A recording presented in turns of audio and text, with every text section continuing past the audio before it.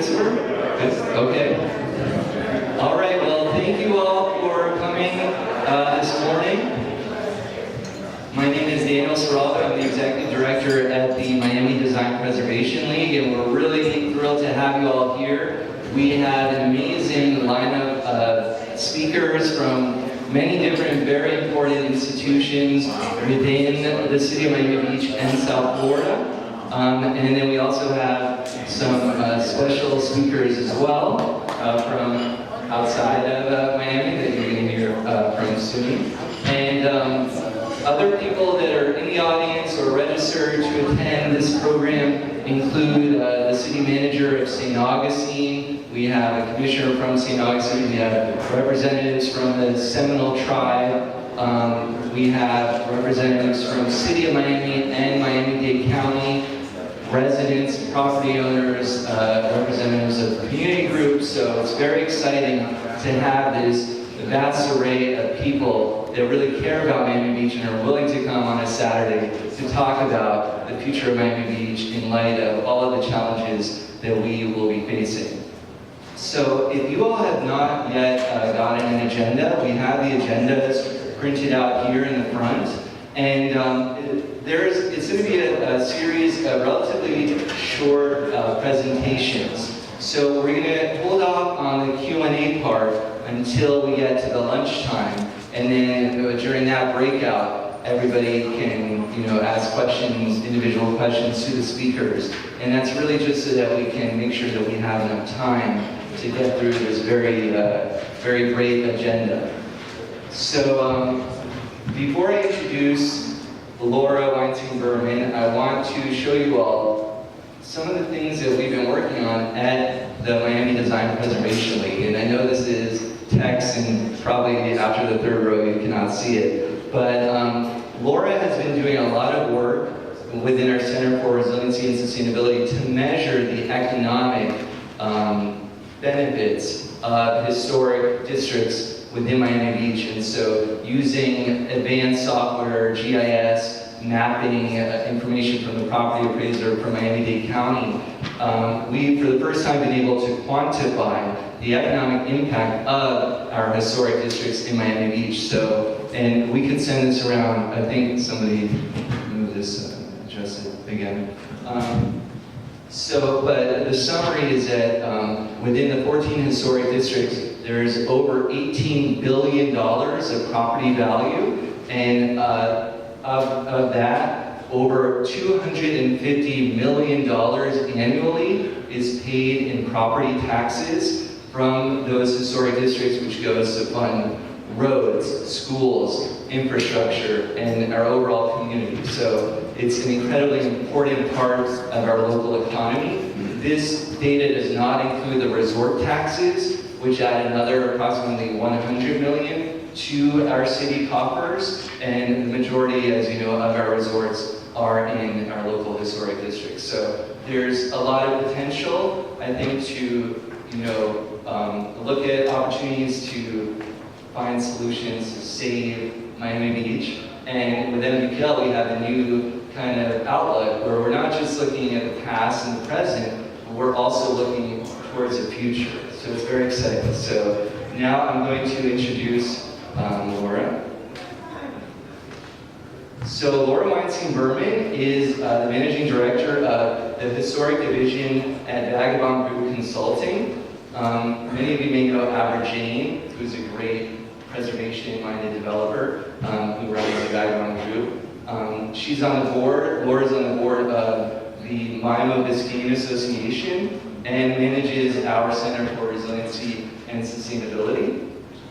She graduated with the Faculty Thesis Award from Columbia University, earning a master's in historic preservation with coursework in real estate development and finance at the Graduate School of Architecture, Planning and Preservation, and a Bachelor of Architecture with honors from the University of Miami with a minor in art history. So Laura approached us a couple years ago and said that she would like to take this on as an initiative. Her thesis was over 300 pages, and it was focused on historic preservation and Miami Beach. And so I read the thesis, and I was blown away at the data and the amount of time spent to really look at this from all the different approaches that she did. So without further ado, let's all give a great round of applause to Laura.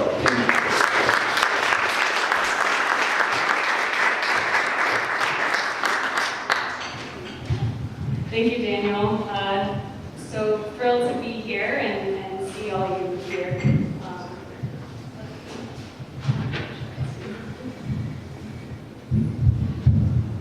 Okay, so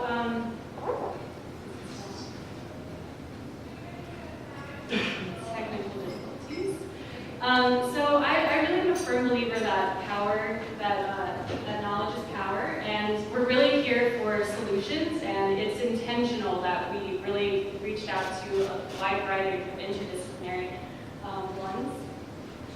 And as preservationists, we can't really be siloed. We have to look for the scientific community, the financial community, our public planners, our engineers. So that's really the intention of the Center for Resiliency and Sustainability. And I just want to thank all of the presenters for spending their time, their Saturday with us and energy, and I know people traveled to be here today, so I really appreciate it. Preservation is the ability to adapt and reuse historic resources which define our built environment and social history. Preservation is the ability to reinterpret and conserve the stories of our historic communities. And preservation is the ability to be resilient in the face of climatic and economic challenges. It really is a question of stewardship and what we value in our city. This is being updated. We actually have more historic districts, but actually 30% of the building stock in Miami Beach is under some sort of local historic preservation regulation, and as Daniel mentioned, it's a great contributor to the economics of our city. So I wanted to leave you with 3 framing ideas. One, that resiliency of historic resources depends on our ability to adapt, providing opportunities where there are perceived challenges. Second, our past defines our future, and we must prove that the City of Miami Beach is a leader in seeking solutions for our historic resources. And finally, we must all work together to seek solutions and examine how the city will live with water in the future. MDPL is ready for the challenge to educate property owners and residents and provide community outreach and advocacy where resiliency and sustainability efforts and historic resources connect. So without further ado, I wanted to introduce Commissioner Samuelin, who is here, and he's going to present a special.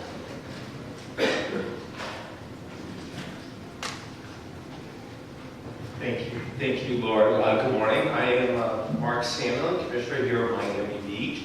Delighted to be with you this morning on this important topic. Miami Beach recently celebrated its 103rd birthday, and I, for one, sure hope we're going to celebrate, and I very hope we're going to celebrate many, many more. We are absolutely committed to resiliency. We're committed to doing it in the right way. And part of doing it the right way is doing it together. So I first wanted to thank, and I want to thank a couple folks, but I want to thank all of you for taking time for this beautiful Saturday. The beach is calling, there's golf calling, there's a lot calling you, but you came here because of the importance. I want to thank you for that. Given that you've made your commitment to come here, I know that you may be interested in a couple events I just want to tee up that are very important forthcoming. And that is on Tuesday, April 17th, and on Thursday, April 19th, at City Hall in the Chambers. What we're doing is we're bringing in a very specialized group from the Urban Land Institute to work with our community, to work with our city staff, to really do a complete review of our resiliency programs. And part of that is getting the community engaged. So that's Tuesday and Thursday. Details are on my Facebook page, details on the city website, but I wanted to make that comment. So very glad everyone's here. I want to thank the panelists who were here. I want to thank the Miami Design Preservation League for their leadership on this issue. But I also have the honor to welcome someone truly special who I got to know a little bit this morning, and that's Mr. Nick Shufro. Mr. Shufro, Nick is the Assistant Administrator for FEMA. One of the most important things we can do as city representatives is do a good job here in Miami Beach, but build bridges to other entities. So I'm delighted we have representatives from Tallahassee here, and someone like Mr. Shufro from the federal government. He brings 30 years experience, financial adaptation, resilience, environmental health and safety. He already left me with an idea of how we might get connected. I hope he doesn't regret that, but I think it was nice that he shared that. And it was just wonderful that he could come down, spend time with us this weekend, get to learn a little Miami Beach and share his expertise. So I'm truly honored to have the opportunity, on behalf of the city of Miami Beach, to gratefully present this certificate of recognition to Nick for taking the time to come down here.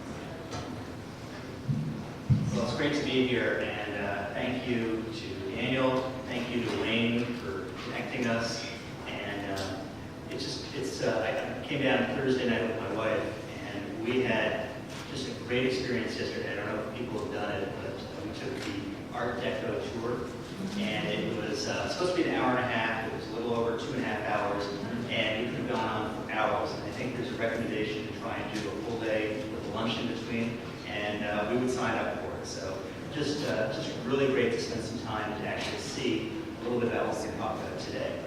So I'm here to share a little bit of the federal perspective, and I come from FEMA, and I'll tell you a little bit about where I sit in the organization, which is good for context because I sit in an area, but we also have an office of historic and environmental preservation. And so I want to talk a little bit about what we can do and what we can't do. I want to talk about some of the really exciting things that are happening at FEMA right now. And then really want to end up sort of ending the discussion with what can you guys do, because it's all about the local initiatives, and then inviting the federal government in to help out at a certain point. So I want to make sure that we're clear. We can do some things, but we can't do anything without you guys actually having these types of meetings that you're having today and working together. In terms of FEMA, it is an exciting time. We just put out our strategic plan on March 15th, and go through that a little bit. The National Flood Insurance Program, which I'm sure everybody here loves, or maybe not, is turning 50 in August, and so we're going to be celebrating 50 years. Talk a little bit about that. We also, the Hazard Mitigation Program just turned 30 years old, so that's something that's relevant for you all. And we have a new administrator who's very, very active and engaged. I think you saw him last year here a couple of times post. So the diagram on the right, which you may or may not be able to see, is sort of a squiggle, and that's sort of the story of life in DC. We'll just leave it at that.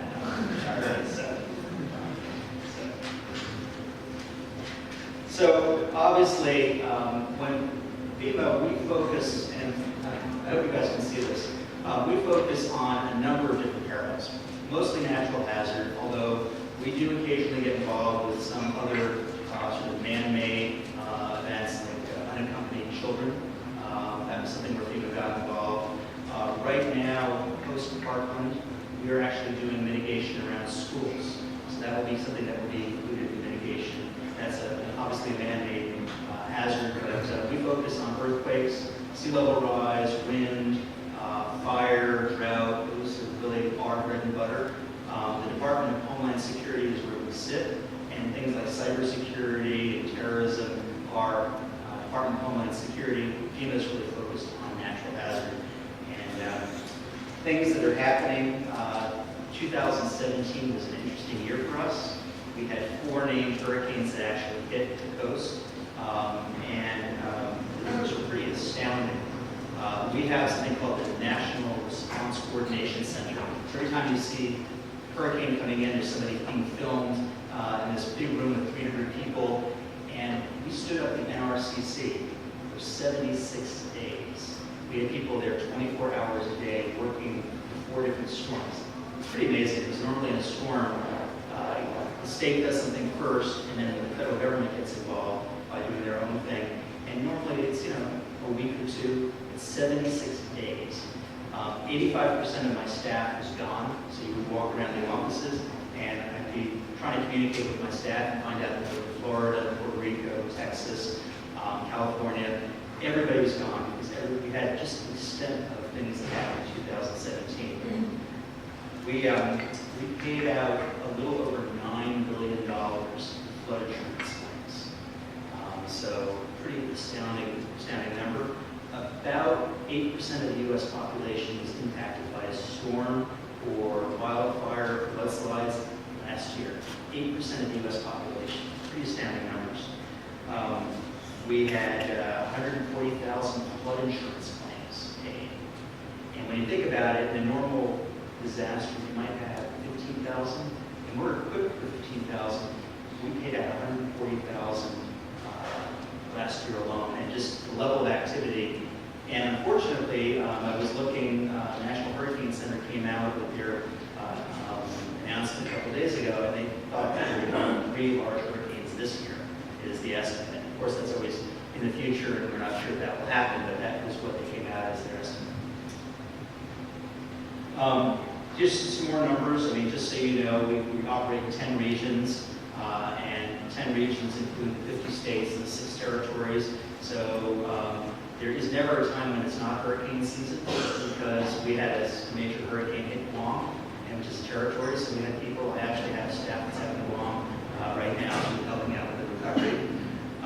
We're about 21,000 employees, but that's our normal size is about 6,000 employees. Those 21,000 people are brought into surge capacity when we actually have events. So we have people who come in on a part-time basis and who go deploy. Our budget is about $16.5 billion, give or take. We just got a tremendous amount of funding from the omnibus bill that went to the Department of Homeland Security. We got a lot of money, about $258 million for mitigation efforts. So this is things where we're actually looking for projects to do this competitive process. Talk a little bit about that. But this was an additional plus. So in terms of, I think disasters are big, hurricanes are big, unfortunately, and the federal government recognizes it, Congress recognizes it, and they're giving us more money to do things. That's enough about FEMA. So a couple of you might have seen my wife this morning, who's here. She's not actually walking me through the day. But I talked that I'm part of FIMA. So I'm saying you've got a typo there, it's FEMA. And actually I work for the Federal Insurance and Mitigation Administration, or FIMA. So we do the flood insurance and we also do mitigation. So just if you can't see it, we have 3 big directorates. We have a mitigation directorate. We have a federal insurance directorate, which administers the National Flood Insurance Program. And I run the risk management directorate, which is all about making sure that people have data and information so they can make risk-informed decisions. And my directorate runs all of the mapping for the nation. So this year we're spending about $500 million just in mapping our risk, understanding our risk. And Congress understood that this was fairly large post-hurricanes, so we got a significant amount of money. For those of you who are really immersed in this, we've got an additional $85 million in the omnibus. We're spending $70 million on LiDAR, which is, the intent is to map the entire nation. And so this is the largest total amount going into LiDAR this year. LiDAR is a way where you basically fly over a large level of territory and you can see where there might be flood risk and what elevations are. We're spending about $120 million this year on just doing LiDAR. And we all know that in order to really manage risk, you have to understand the risk. So this is just incredibly important to get this money to be able to do it. The other reason I wanted to share this picture was, so we have the 3 big directorates, but we also have something called the Office of Environmental Planning and Historic Preservation, OEHP. And this is important because after spending yesterday touring the Art Deco tour, it's all about historic preservation. What can you do with how we actually operate. So what can the federal government do? OEHP is actually increasingly likely to be doing historic preservation, environmental and historic preservation for the entire federal government agencies. And so we do it, we do a really good job, we do a lot of work in Puerto Rico, we do a lot of work here. And so the idea is that this will be sort of a shared service to the U.S. government. So engaging with our director is really important, which is great. We're doing this with our organization. And then just to finish up, within my group, you can't see this, but I've got a communications and management division. Obviously, we have to be stewards of taxpayer money. We need to know from a budgeting perspective, planning perspective, how we allocate all this money. We have an engineering and modeling division that does all of the mapping, coastal mapping. We have a whole group that just does coastal mapping. And then we have building sciences. So we engage very heavily in consensus building standards, which for the architectural design community I think is really important. We engage with that. We also have a couple of different programs like the National Earthquake Program, the National Levee Safety Program, the National Dam Safety Program, mitigation planning. We work with states, tribes, territories. It's a pretty broad portfolio.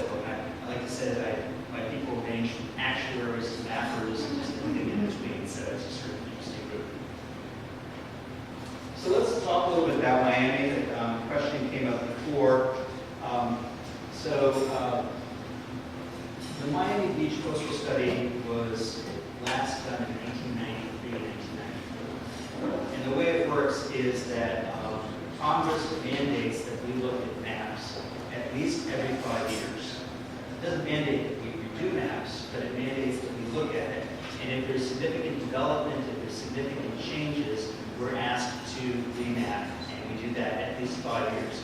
Now, anybody who's been involved in any mapping exercise with FEMA recognizes that while we start looking at maps, the mapping process is very long in terms of the amount of time it takes. And part of that is because we like to allow for due process. And we have something called a special flood hazard area. If you get put into a special flood hazard area, you need to buy insurance if you have a mortgage, federally backed mortgage. Well, as people get moved into a special flood hazard area, a lot of times they don't really want to have maps become effective because that means that they're going to have to buy flood insurance. There's a cost associated with that. So there are a lot of communities and a lot of individuals that spend a lot of time bringing us new data and sort of fighting the maps. And we've had maps. New York City has been fighting us for their maps for the last 10 years or so. And they're very, it's interesting in New York because their stated goal is to delay the effectiveness of the maps until 2027. And the idea is that they've got now 30,000 properties that will come into the special flood hazard area, and they don't want to have the economic impact. And yet they're already using the maps for planning purposes, for zoning purposes. So they're fighting the maps because they don't want people to buy insurance, but they are actually using the maps right now. So Miami Beach, there's an effective study that is dated. So we put together a map. We then share it with the community. The community gets to discuss it, gets to, there's time, they can bring additional data, they can push back, whatever, there's a lot of engagements, and then the maps eventually become effective. So we've done a study in 2009, and we're also updating it to include inland areas. So it's not just storm surge, we're also looking at sea level rise, but we're also looking at inland areas. And we're looking to see the maps go effective spring of 2019, fall of 2019, maybe a little later, maybe, depends on how much engagement there is with the community. And somebody asked earlier today, what about sea level rise? Is that incorporated? And I heard there was a number of discussions over the last couple of days. You guys recognize that sea level rise is happening. The maps are predicated on historical information. So the regulatory product that we put out is based on historical information, what's happened, where we've seen storms, where we've seen development. but there's also the possibility, and I just want to make sure you're all aware of this, there is a possibility to ask for quote-unquote non-regulatory products.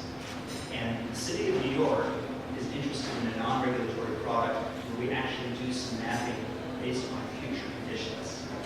And so we believe that Miami should be thinking about future conditions, as I think many people are active or all here on a Saturday morning, probably a good indication that you think that it's important to think about. So as you're looking forward and you're looking at your maps, there are some ways where we can actually try and look forward, do some modeling, and we've got some resources to do that. Congress did tell us to look at future conditions, so we have that leeway.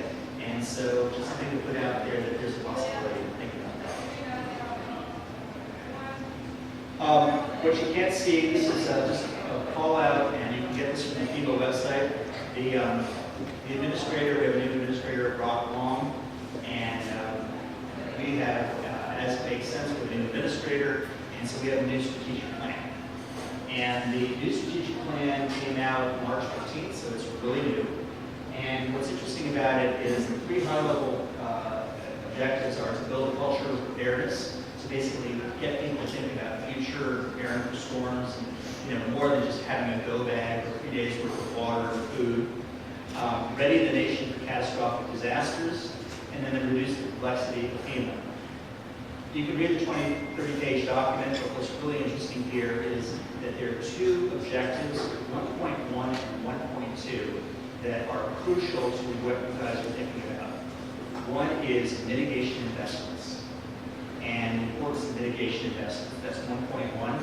And then the second one is around insurance, closing the insurance gap. So I won't ask people to raise their hands in the audience if you have flood insurance, but I would guess that not everybody in the room has flood insurance. And my boss, Roy Wright, was here a couple weeks ago and was quoted in the Miami Herald Tribune saying that don't look at the FEMA maps. If you are a Florida resident and you've got Florida on your driver's license, you should be buying flood insurance. That was his message. So our two objectives, 1.1 and 1.2, are incentivizing investments that reduce risk, including pre-disaster mitigation and reduce disaster costs at all levels, and then close the insurance gap. And these are from our directorate, and we call these the Moonshots. So these are aspirational goals that we set up a couple of years in February 2017. And part of this is going out and raising awareness, education, engaging with communities, trying to say, yeah, FEMA is traditionally thought of as after a storm, we come in and there are windbreakers and we help people out. But there's a lot of stuff that we can do beforehand. And so what we're trying to do right now with these mitigation can also be pre-disaster. And we're hoping that there's some opportunity to work with you on our pre-disaster mitigation efforts and help to catalyze dollars, because it's all about dollars. So whether you're elevating homes or you're doing things, dry flood proofing, you're buying insurance, there are things that can be done. By the time the storm comes in and you're suffering from the effects of the storm, it's too late. And so we're trying to figure out what we can do to actually encourage people to do things earlier. So our goal is to quadruple the amount of mitigation investments between 2016 and 2023, and then we're looking to double the amount of flood coverage in the nation between 2016 and 2023.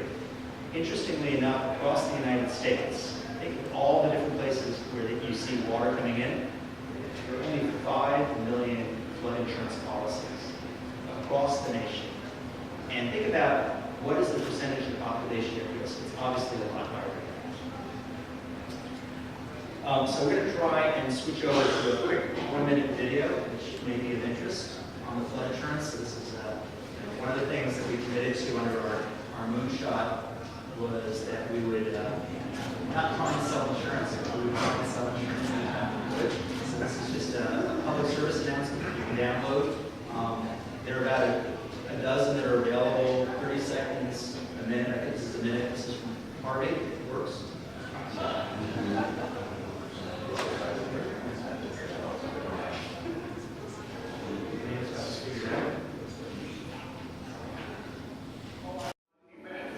Hurricane Harvey proved to us that flooding can happen anywhere at any time. I've lived in Houston for most of my life. It's home. It's where we're raising our son and one daughter. She was just a week old when Hurricane Harvey hit. Nobody ever thinks it's going to be their house. You always hope for the best and prepare for the worst, which makes flood insurance a non-question. It's imperative to have to protect your property and your family. Starting the claims process was very easy. Number one, being able to file the claim immediately on the phone, 24 hours a day. I was contacted by an adjuster. I took lots of photos and sent them to our insurance agent. 48 hours of the adjuster coming out and completing her investigation, I was able to get my first advance payment that allowed me to proceed with the remodel.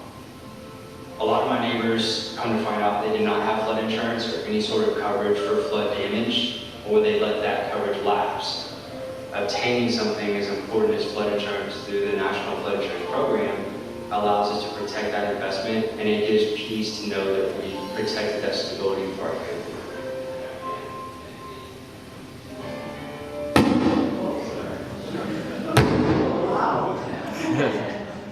Thank you.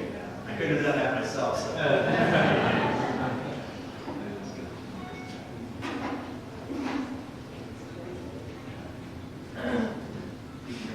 You can hear me, right?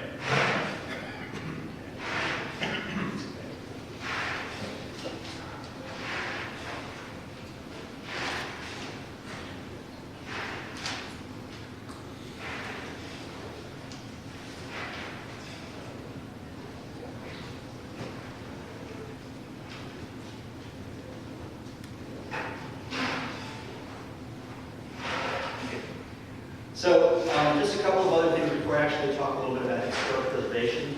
There's a new report that came out. How many people have heard of the number, that's the statistic that's often shared, for every dollar of mitigation investment for $4 worth, an average of $4 worth of benefits? So a few people. This is a number that came out from FEMA in 2005. And the interesting news is that we just updated the study.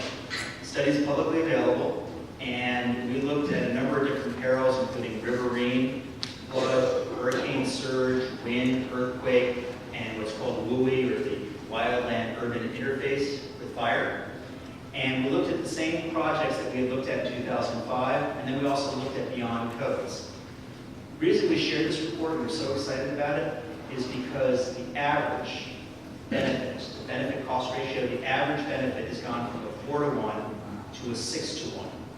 And if we're looking at riverine flood, you should be talking about a 7-to-1. Or if we're looking at a hurricane surge, it's 7-to-1. When you're sitting there trying to convince people, property developers, individuals to make investments in mitigation, using that number, obviously you need to come up with the cash and actually fund the project, but every dollar that goes in, and you look at all of these different perils, an average of $6 worth of benefits. That's a pretty powerful story, and something that we encourage people to use. The last slide in sort of context setting is in 2015, July 2015, right after Sandy, the Government Accountability Office came to the federal government and said, you're doing a lot around mitigation, but you're really uncoordinated. All of the different agencies are not working together. And so there's a group of 22 federal agencies, which we chair, called the Mitigation Federal Framework Leadership Group. And we came up with something called the National Mitigation Investment Strategy. And it's in draft. It came out in March, and it's now being revised. It'll come out final in November. But the idea, and I won't go through the different areas, but if you're interested, let me know, and I'm happy to have it sent to you. But what it does do is talk about better coordination with states, tribes, localities, better sharing of information to the private sector, coordination around a whole bunch of different areas. And so we're in the process of doing that. So that was sort of the impetus for us to set up our Moonshots. The study that I just mentioned was the business case, and then we put teeth in and said we have a quantitative target and a time frame that we're looking to do things. So that's what we're doing at FEMA, along with our other federal agencies and states and localities and tribes, etc. So let's talk about historic preservation. And I hope you guys can see this. It's a little we developed this for today because we wanted to sort of tell the story. So in the blue box, you have sort of the FIMA mandates. We have insurance, we have mitigation, we have mapping. What are the things that we do? We have environmental and historic preservation as an area. Those are the things that we're responsible for doing. On the local level, building codes. So the federal government does not do building codes. Incidentally, I'll leave this if anybody wants to see this later on. You can have copies of it. So building codes. Building codes are all done at the local and state level. They're not a federal mandate. So if you were to turn around and say you wanted to require raising of houses, you wanted to require something, that's all done at the local level. We're supportive, and we work on consensus-based standards to try and move this along. But what's clear is that building codes are local. National Preservation Act, which is the orange one as you're going through the screen, there is a National Historic Preservation Act. Daniel can tell you a lot more than I can about this. But what it doesn't do is while it can say this house or this property is important from a preservation perspective, it doesn't mandate it. And looking at some of the videos that were put together, the Roosevelt Hotel was recognized, but it still got knocked down. And there are a couple of others that have gone in terms of properties. It doesn't guarantee an outcome. It does say that if certain things happen, we actually have to do a compliance review. The next in this is the green one, and Mark and I were talking about this. There are a couple of different pathways that we can get to supporting you at the local level, and I'll talk about a couple of these, but really basically what you need to do is get it to be sufficient scale that the federal government can come in. So doing a property, something to a property, we can't help out. It's just not, you don't want us involved. Having said that, a historic district or things, a larger aggregate of properties where you have a larger number of funding needs, higher number, we could probably engage there. And your role is the gray box. Looks a lot better when you actually see it. But it's to ask the questions of what you want as opposed to what we want, because it's all local, etc. And then you need to develop an actionable plan and goals that you want for the targets. And then the local government needs to initiate the journey. We don't come in and say, you've got to do this. FEMA never comes in. We're always, a storm comes through, we don't come in, we don't show up. The governor has to ask us to come in. We will never show up first, and we will never initiate something, but we'll always be happy to support. Two of the programs that we wanted to highlight are the Pre-Disaster Mitigation Assistance Program and the Hazard Mitigation Assistance Program. And we can provide you with links and information on those. One, obviously, is what can you do before something happens, and what happens, one is after. And then, at a certain point, just the last box is the purple box, and we start to do environmental and historic preservation. Once there's some triggers that are taking place, once you've got a significant amount of scale, and we have some grant programs, we have some compliance programs, we have some ways of getting involved. So, hopefully this is a little bit of a roadmap to help you out. The folks from environmental planning and historic preservation wanted to let me know that we are involved without storms. And so we come in and come out, there's a whole life cycle, but I think just sort of finishing up. Had discussions this morning. You need to sort of figure out what makes sense from a local perspective. There's this debate that I think today is about preservation versus resiliency. As an example, if you elevate one of the lovely hotels that are on Ocean Drive, is it still going to be considered historic? Are you preserving it, or are you changing the nature by elevating it? Those are the types of things that you need to discuss, and you need to determine what makes the most sense. And then you also have to work with funding. So local priorities versus state priorities. Where can you get funding from Tallahassee? Where can you actually get some support? So I think that's it. Just a sort of last slide is that we want to make sure that you understand we can get involved once you ask us to, when there's triggers. If we are interested in preserving what my wife and I had the pleasure of touring yesterday. We do a lot. On an average year, we have 15,000 EHP assessments that are done across the country. We have a large staff to do this. We'd love to be involved. We'd love to help out. But having said that, we can't do